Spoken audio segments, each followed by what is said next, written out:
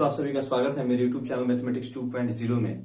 दोस्तों आज का जो विश्लेषण होने वाला है यह साधारण ब्याज और चक्रवृद्धि ब्याज के ऊपर हम करने वाले हैं। और साधारण ब्याज और चक्रवृद्धि ब्याज में उस टाइप के प्रश्न के ऊपर आज विश्लेषण होने वाला है जिसमें गुना गुनी का चर्चा होता है। अर्थात साधारण ब्याज पे जब कोई धनराशि 2 वर्ष में अपनी 2 गुनी हो जाती है, 3 गुनी हो जाती है, 5 गुनी हो जाती है, तो कितने वर्ष में हमसे टाइम पूछा जाता है वह खुद की 4 गुनी हो जाएगी, 8 गुनी हो जाएगी, 10 गुनी हो जाएगी। यानी इस टाइप के गुना गुनी के ऊपर आधारित जो प्रश्न है आज उसी के ऊपर विश्लेषण करेंगे और बहुत ही शानदार ट्रिक से और बहुत ही आसान भाषा में सिर्फ एक क्वेश्चन को बनाने में 2 सेकंड का हम टाइम लेंगे और उसे आज अच्छे से सीख लेंगे। दोस्तों इस टाइप के जो प्रश्न जो होते हैं वह हमारे एसएससी एग्जाम के लिए और रेलवे के एग्जाम के लिए बड़ा इंपॉर्टेंट होते हैं। तो आप इसे अच्छे से देखिएगा और आज सीख के जितने सारे प्रश्न इससे रिलेटेड जो आपके पास आते हैं या आप उसे बनाते हैं उसे जरूर बनाइएगा। उम्मीद है कि आप उसे बहुत ही बेहतर ढंग से बना पाइएगा क्योंकि आज मैं बहुत ही शानदार ट्रिक आपको मैं बताने जा रहा हूं और इस शानदार ट्रिक की मदद से आप इसे सिर्फ 2 सेकंड में बना लीजिएगा। तो चलिए दोस्तों विश्लेषण शुरू करते हैं। सबसे पहले हम क्वेश्चन के ऊपर चर्चा करेंगे, लेकिन क्वेश्चन के ऊपर चर्चा करने से पहले, ठीक है ना, क्वेश्चन का विश्लेषण करने से पहले कुछ टॉपिकल जो चीज है जो हम इसको सीखेंगे और जानेंगे। तो जब बात करें सिंपल इंटरेस्ट की यानी सिंपल इंटरेस्ट यानी एसआई यानी साधारण ब्याज की, ध्यान रखिएगा साधारण ब्याज की अगर बात हो और इसमें गुना गुनी के ऊपर अगर आपके पास कोई प्रश्न आ जाता है और फिर आपसे पूछा जाता है कि वह राशि कितने वर्ष में अपनी 8 गुनी हो जाती है, 10 गुनी हो जाती है, 5 गुनी हो जाती है, 2 गुनी हो जाती है, तो इस टाइप के लिए आपके पास एक फॉर्मूला रहेगा और वो फॉर्मूला एक ट्रिक का काम करेगा और बहुत ही शानदार फॉर्मूला है। उसे आप देखिए और समझिए और बस उसी फॉर्मूला की मदद से हम इस टाइप के जितने सारे प्रश्न हैं हम उसे बना लेंगे। तो फॉर्मूला यह है कि x1 - 1 बटा x2 - 1 बराबर t1 बटा t2। अब मैं आपको बताता हूं कि x1, t1, x2 और t2 क्या है। इसी चीज को आज अगर हम समझ लेते हैं और इस चीज को जब हम जैसे ही जान लेंगे हमें बहुत आसान हो जाएगा इस चीज को बनाना।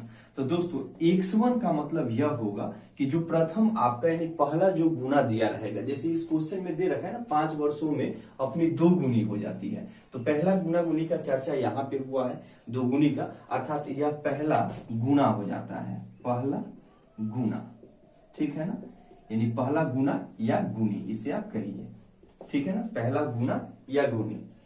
सेम उसी तरह x2 जो हो जाएगा, x2 वह क्या हो जाएगा दूसरा, यानी दूसरा गुना या गुनी, ठीक है ना, जैसे 2 गुनी 3 गुनी हो जाएंगी, यानी जो आपसे भविष्य की बात करें तो वह हमारा x2 हो जाएगा। और t1 जैसे कि आप लोग को पता होगा कि t1 जो होगा वह हमारा पहला समय होगा, ठीक है ना, जैसे कि इसमें इस क्वेश्चन में पहला समय 5 वर्षों में दे रखा है, तो फिर हमसे पूछ रहा है कि कितने वर्षों में, इसमें t2 पूछ रहा है, यानी t2 हमारा जो होगा यानी t2 वह हमारा हो जाएगा दूसरा समय, ठीक है दोस्तों, यानी x1 पहला गुना गुनी, x2 हो जाएगा दूसरा गुना गुनी और हमारे पास t1 जो होगा वह पहला समय होगा और t2 जो होगा दूसरा समय होगा। तो इस क्वेश्चन में हमसे पूछा जा रहा है कि कितने वर्षों में, अर्थात t1 तो एक हमारे पास दे ही रखा है 5 वर्ष, लेकिन दूसरा जो हमसे पूछ रहा है कितने वर्ष में, अर्थात हमसे t2 पूछा जा रहा है। तो बस ये फॉर्मूला है, यह है साधारण ब्याज के लिए, आप इसे ध्यान में रखिएगा कि यह साधारण ब्याज के लिए है, ठीक है। चक्रवृद्धि ब्याज के लिए मैं जब क्वेश्चन पे हम आएंगे, जैसे कि 3 नंबर 4 नंबर क्वेश्चन चक्रवृद्धि ब्याज के ऊपर है तो हम उसके ऊपर विश्लेषण करेंगे। तो आइए 1 नंबर क्वेश्चन के ऊपर अब हम ध्यान देते हैं और इसे बनाना सीखते हैं। बोला है कि यदि कोई धनराशि साधारण ब्याज पर 5 वर्षों में अपनी 2 गुनी हो जाती है, अर्थात साधारण ब्याज पे 5 वर्षों में कोई धनराशि अपनी 2 गुनी हो जाती है, तो बताएं कि वह राशि कितने वर्षों में अपनी 7 गुनी हो जाएगी। यानी हमें बताना है कि वह राशि कितने साल में, कितने वर्षों में वह खुद की 7 गुनी हो जाएगी। तो पहले हमारे पास t1 कितना दे रखा है 5 वर्ष और हमारे पास x1 कितना दे रखा है 2 गुनी, यानी 2 गुनी का मतलब 2 अब -1, तो ये हमारे पास x1 अब -1 हो गया बटा, ठीक है ना। अब जरा देखिए वह राशि कितने वर्षों में 7 गुनी हो जाएगी, कितने वर्षों में 7 गुनी हो जाएगी, यानी सेकंड वाला जो हमारे पास गुना गुनी दे रखा है यानी x2 जो दे रखा है वह 7 और -1 फॉर्मूला के अकॉर्डिंग हमने लिख लिया बराबर T1 हमारे पास कितना है, यानी पहला जो हमारे पास समय था वह 5 वर्ष है, और दूसरा जो समय है वह हमसे पूछ रहा है, अर्थात यह हमसे T2 पूछ रहा है, उसको जब कहते हैं लिख लेंगे, जो नहीं पता है उसको लिख लेंगे। अब जरा इसे एक स्टेप आगे बढ़ाते हैं। 2 में से 1 जाएगा तो यह 1, अब बटा 7 में से 1 जाएगा यह 6, अब बराबर 5 बटा यह T2। तो यहां से T2 बराबर हो जाएगा 6 × 25 30, यानी 30 वर्षों में यानी 30 ईयर्स में यह जो राशि है जो 5 वर्षों में अपनी 2 गुनी हो जाती है, वह साधारण ब्याज से 30 वर्षों में अपनी 7 गुनी हो जाएगी। तो है ना बहुत ही शानदार ट्रिक, और आप अच्छे से समझ भी पाए होंगे।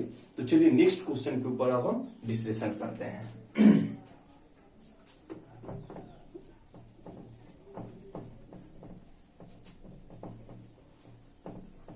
आइए 2 नंबर जो हमारे पास जो क्वेश्चन है दोस्तों, 2 नंबर क्वेश्चन के ऊपर हम विश्लेषण करेंगे। बोला कि यदि कोई धनराशि साधारण ब्याज पर 20 वर्षों में अपनी 3 गुनी हो जाती है, यानी 20 वर्षों में अपनी 3 गुनी हो जाती है, यानी पहला जो हमारे पास गुना गुनी दे रखा है वह 3 गुनी दे रखा है, अर्थात x1 -1, तो 3 गुनी, तो 3 - 1 फॉर्मूला के अकॉर्डिंग। तो बताएं वह राशि कितने वर्षों में 2 गुनी हो जाएगी, कितने वर्षों में 2 गुनी हो जाएगी, यानी हमारे पास x2 2 गुनी की बात कर रहे हैं, 2 - 1, तो हमारे पास x1 - 1 x2 - 1 हो गया, गुना गुनी वाला हमने लिख लिया। अब समय के ऊपर आते हैं। पहला समय हमारे पास यानी T1 20 वर्ष दे रखा था, और दूसरा जो समय है वह हमसे पूछ रहा है कि कितने वर्षों में, तो यह हम यहाँ से T2 लिख लेंगे, जेम कहते हैं, यह हमारा T2 हो गया। ठीक है, अब एक स्टेप आगे बढ़ते हैं। 3 में से 1 जाएगा 2, और 2 में से 1 जाएगा 1, तो बटा में 1 रहे ना रहे कुछ फर्क नहीं पड़ेगा, बराबर 20 बटा यह T2। 2 से यह 20 10 बार में कट जाएगा, अर्थात T2 बराबर कितना हो जाएगा 10 वर्ष। T2 बराबर 10 वर्षों में। कहने का मतलब यह हुआ दोस्तों कि अगर कोई धनराशि साधारण ब्याज पे 20 वर्षों में अपनी अगर 3 गुनी हो जाती है, ठीक है ना, तो वह दुगुनी हुई होगी कितने वर्षों में, 10 वर्षों में। तो आप बना पा रहे हैं ना इसे बहुत ही आसानी से और बहुत ही शानदार ट्रिक से। चलिए अब हम नेक्स्ट क्वेश्चन के ऊपर ध्यान देते हैं, और क्वेश्चन के साथ ही हम उस ट्रिक के बारे में भी आपको बता देंगे।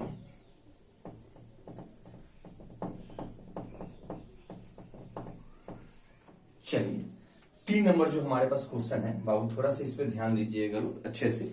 3 नंबर जो क्वेश्चन है बोला कि एक धनराशि चक्रवृद्धि ब्याज पे 3 वर्षों में 3 गुनी हो जाती है।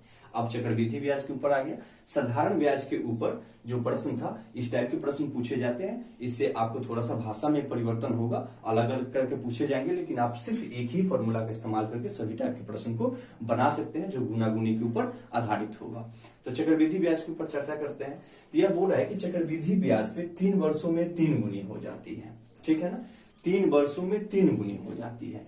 तद अनुसार वह अपनी मूल राशि की 9 गुनी कितने वर्षों में हो जाएगी, यानी कितने वर्षों में हमसे समय पूछा जा रहा है, वह 9 गुनी हो जाएगी, जबकि यह यहाँ पे ब्याज जो है हमारे पास चक्रवृद्धि ब्याज के बात कर रहा है। तो बाबू थोड़ा सा ध्यान रखिएगा, और यहाँ पे आपको 1-2 जो टर्म्स हैं उसी के ऊपर ध्यान रखना है कि जब आपसे T1 की बात की जाए, यानी समय प्रथम समय पूछे, हालांकि हमारे पास प्रथम समय दे रखा है, जब T1 की बात करें तो हम T2 गुना पावर कर लेते हैं।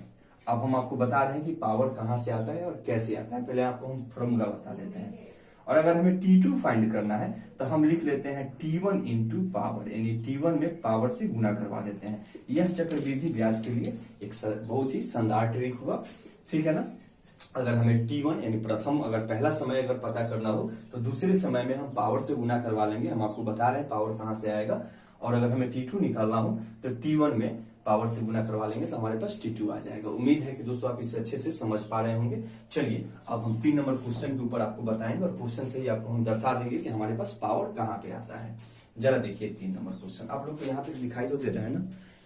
हाँ, चलिए एक धनराशि चक्रवृद्धि ब्याज पे 3 वर्षों में 3 गुनी हो जाती है, ठीक है, ध्यान रखिएगा 3 वर्षों में 3 गुनी हो जाती है, यानी यह 3 वर्ष हो गया, कितना गुनी हो जाती है, 3 गुनी हो जाती है, ठीक है, ध्यान रखिएगा 3 वर्षों में 3 गुनी, ठीक।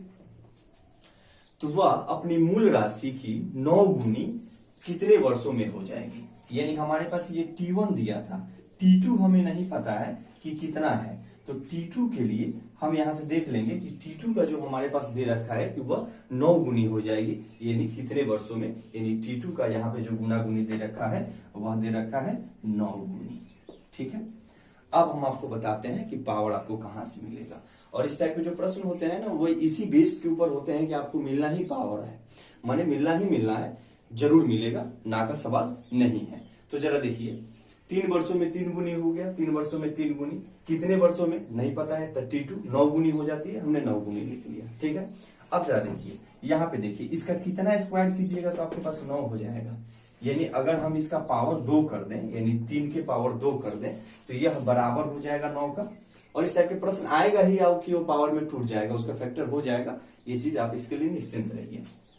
तो 3 के पावर 2 करेंगे तो यह कितना हो जाएगा, 9 हो जाएगा, अर्थात पावर 2 हो गया। हमें क्या निकालना है, T2 निकालना है। तो T2 बराबर यानी कितने वर्षों में 9 गुनी हो जाएगी, तो T2 बराबर मैंने आपको क्या बताया है कि T1 में पावर से गुना करवा देते हैं। तो T1 हमारे पास कितना है 3, और गुने पावर कितना है 2, यानी 3 दूना 6 वर्ष।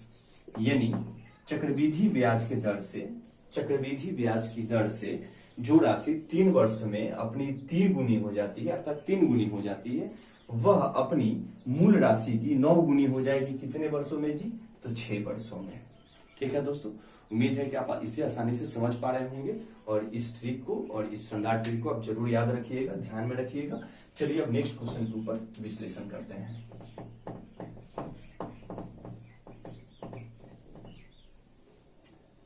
चलिए चौथा जो क्वेश्चन है वो रहा है कि कोई धनराशि चक्रवृद्धि ब्याज पे 6 वर्षों में 2 गुनी हो जाती है। ठीक है, 4 नंबर जो हमारे पास क्वेश्चन है, 6 वर्षों में कितनी हो जाती है, 2 गुनी हो जाती है। ध्यान रखिएगा, यह वर्ष है, ईयर मैं लिख देता हूँ, 6 वर्षों में 2 गुनी हो जाती है।